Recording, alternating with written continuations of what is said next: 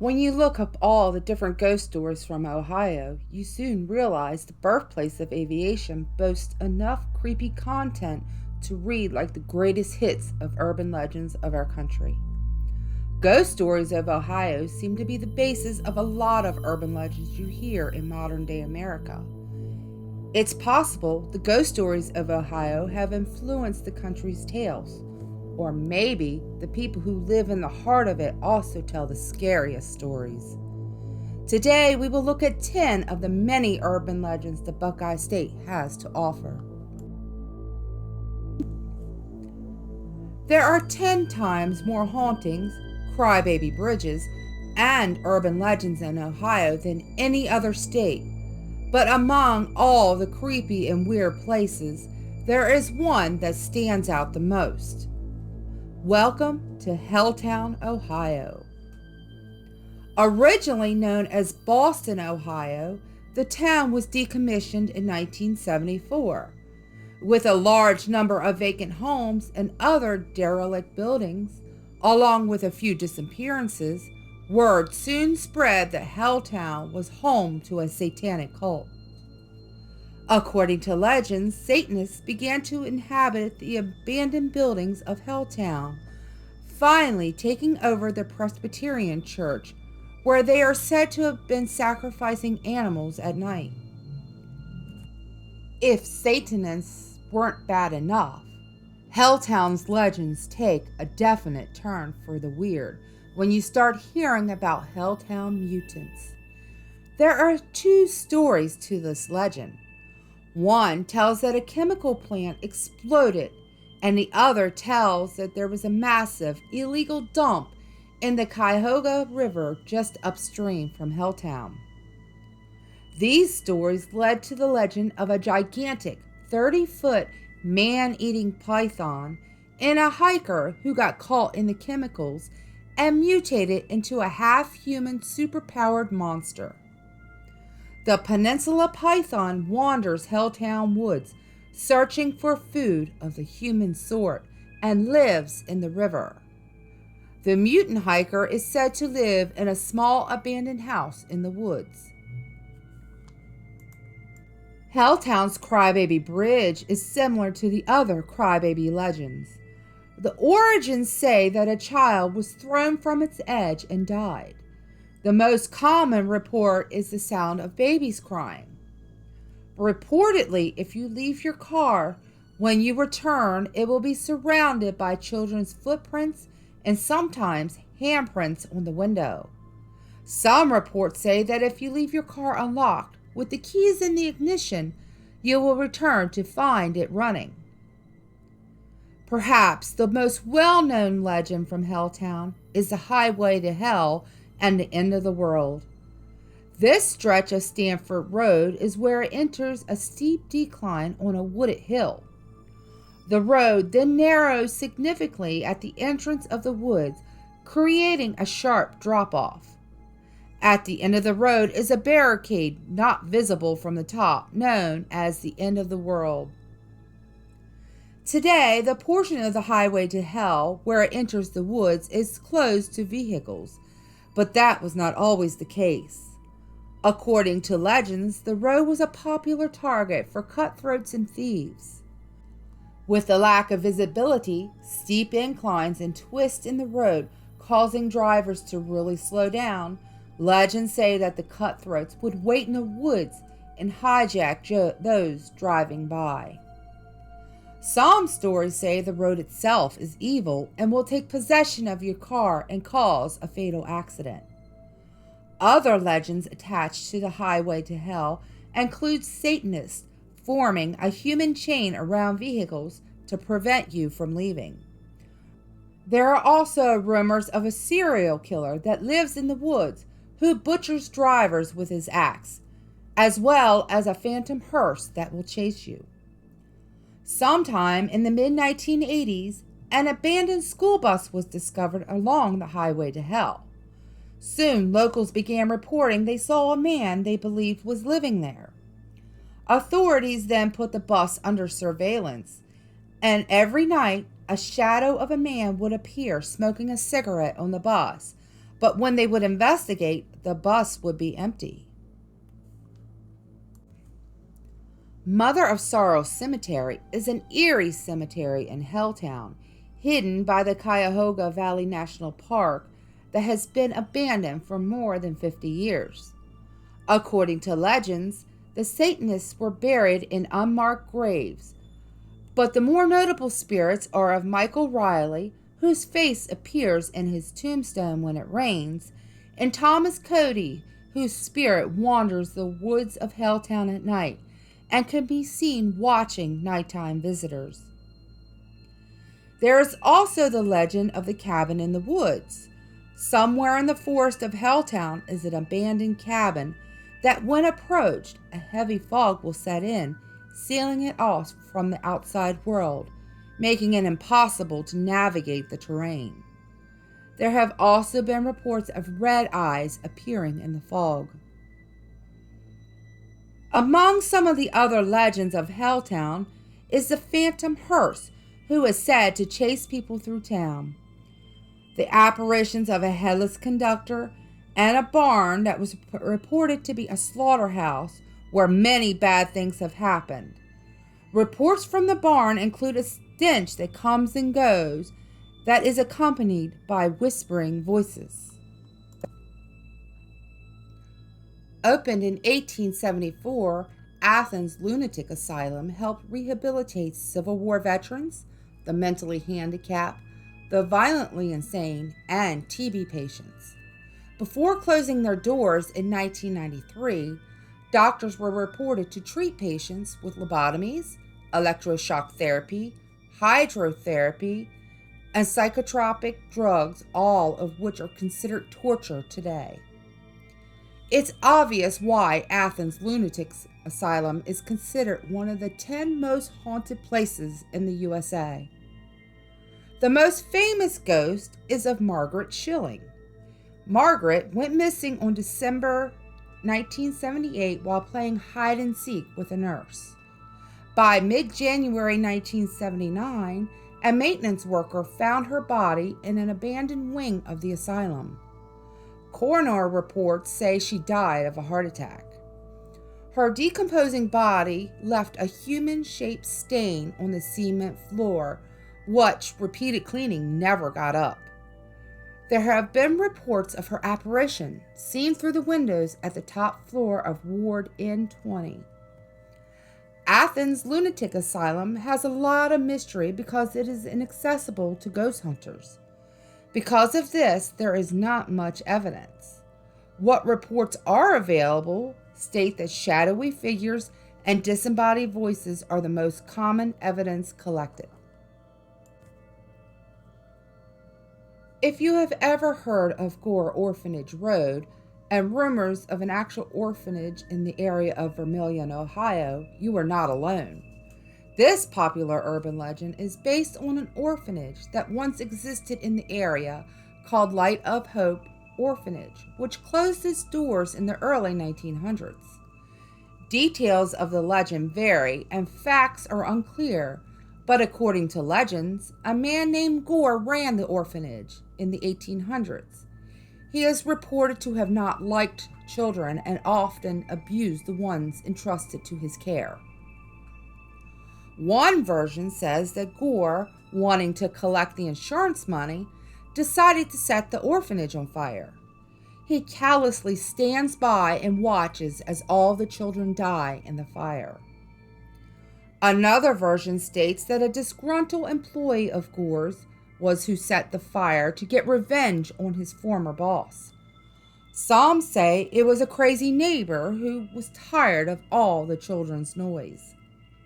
The final version says that an orphan accidentally knocked over the lantern in the barn, and the flames quickly spread to the main building, killing all of the children. Since the tragedy, there have been reports of ghostly children playing in the woods.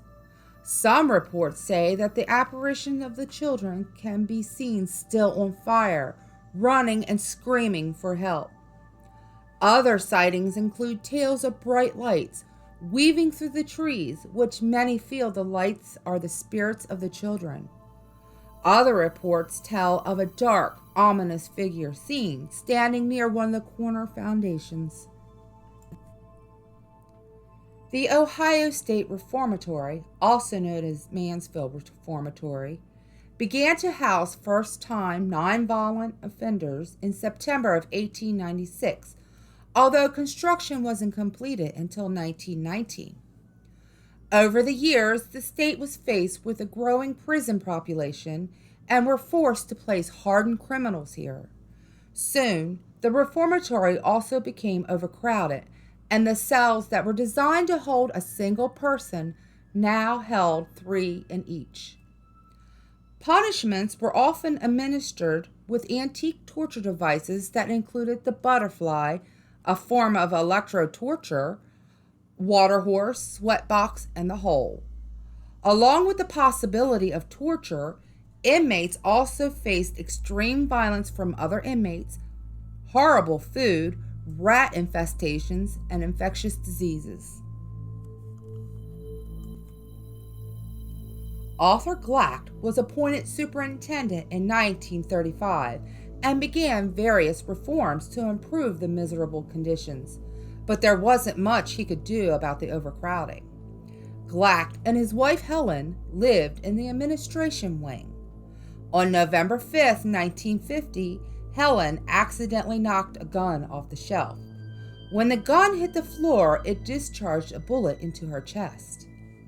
Helen lived for 3 days but died after complications from pneumonia. Arthur Glack died in his office on February 10, 1959, from a fatal heart attack. In the mid-1980s, a federal court ordered the facility shut down by 1986, and construction was started on a new building to house the inmates, but delays extended the closure until the 1990s. The Mansfield Reformatory Preservation Society was formed in 1995 with the purpose of restoring the prison to its original state. The museum inside the prison, along with money from tours and fundraising events, paid for the renovations. The reformatory has become a popular location for filmmakers, with the most prominent being scenes from the movie The Shawshank Redemption. The administration building where Glack and his wife Helen lived, there have been reports of strong paranormal activity. Some have claimed to smell rose perfume from the bathroom. Others report feeling a rush of cold air pass through them while walking the area.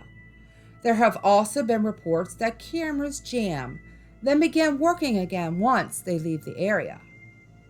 The chapel is also reported to have many paranormal events. It is said that before the chapel was built, the area was used for executions.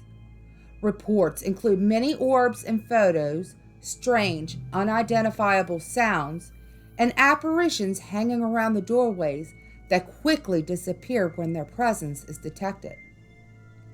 In the basement, the spirit of a 14-year-old boy who was beaten to death lingers, as well as a guard who gives off sinister vibes. Psychics visiting the library have reported the spirit of a young woman, whom they believe is either a nurse that was killed by the prisoners or perhaps Helen herself.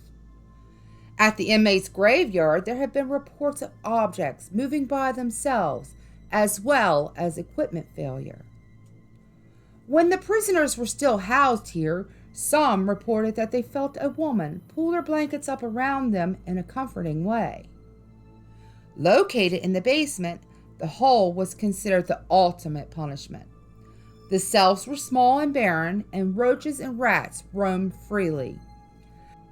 Negative paranormal activity has been reported here, including sudden nausea, fever-like chills, and an uncomfortable feeling of being watched.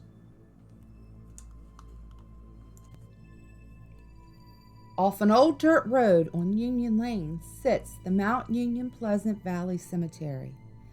According to legends, this is the final resting place and perhaps the location of the death of Elizabeth, whose tombstone seems to move about the cemetery. There are two versions to the legend. The first says Elizabeth, overcome with the grief of the death of her husband, hanged herself from a tree at the back of the cemetery where her husband was buried. The other version says that Elizabeth was actually murdered by several angry men over her inheritance, and they hung her from a tree at the back of the cemetery. According to both legends, she was buried near the front of the cemetery, but mysteriously her tombstone moves itself to the back of the cemetery against the tree where she died. When replaced, it would always wander back to the rear of the cemetery. According to legends, Elizabeth still roams the cemetery and is often seen wearing a white dress. Sometimes she has even been seen hanging from the tree where she lost her life. Some people have even claimed Elizabeth's apparition is sometimes accompanied by two shadowy men dressed in black. And legends also say that on the anniversary of her death, blood drips from the tree in question. In Beaver Creek State Park is the ruins of an old canal system that was built in the early 1800s. According to legends, two of the locks are haunted. Jake's Lock was named after a former caretaker who was struck by lightning while making his rounds. He died instantly, but many claim that on certain nights, especially the stormy ones, Jake returns to make his rounds carrying his lantern. Not far from Jake's Lock is the famous Gretchen Lock. According to legends, Gretchen came to Ohio with her father, who was an engineer who worked on the construction of this lock. Most sources say that Gretchen's mother died before they moved to this country. Soon after arriving, Gretchen contracted malaria and made her father promise that if she died, he would return her body to be buried beside her mother. She died while the lock was still under construction, so her father placed her body in a coffin inside the lock until he could return her to their homeland. When the lock was completed, the coffin was loaded onto a ship bound for home, but was unfortunately lost at sea, and Gretchen's father was never seen again. According to legends, Gretchen returns to the lock every year on the anniversary of her death, pleading to rejoin her mother. Haunted streets are interesting. During the day, they seem normal, but when night falls, a different story emerges. All the legends of Walhalla Road center around a husband and a wife who lived along the road sometime in the 1950s. One night, the husband went crazy and chopped his wife up in the attic of their home. When he realized what he did, the husband tried hiding the body by burying it in the front yard. Within a few days, the neighbors started questioning where the wife was. It wasn't long before the husband's dark secret was revealed. He was arrested, tried, and executed.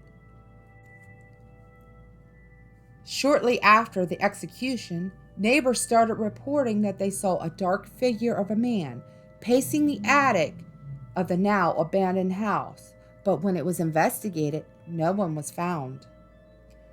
The next version remains true to the main legend but adds a new element. As a wedding gift to his wife, the husband gave her a ceramic statue that resembled her likeness for their garden. After the murder, the statue was not packed away like the rest of the family's belongings and remained in the garden, where strange bloody markings began to appear.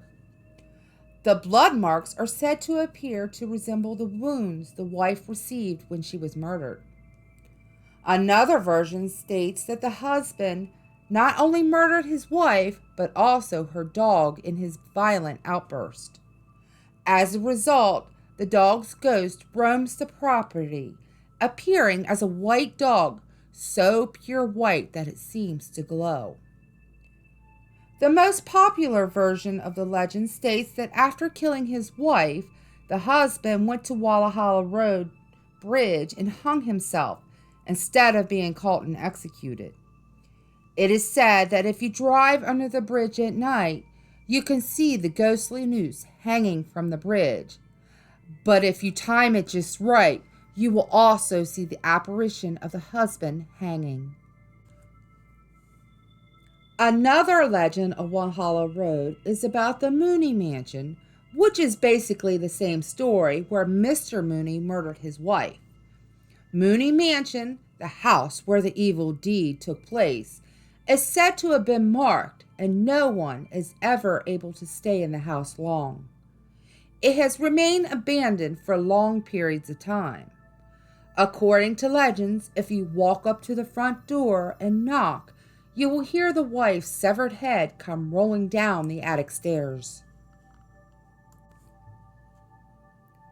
Little remains of the abandoned coal mining town of Moonville, except for a few foundations, the cemetery, and of course the railroad tunnel.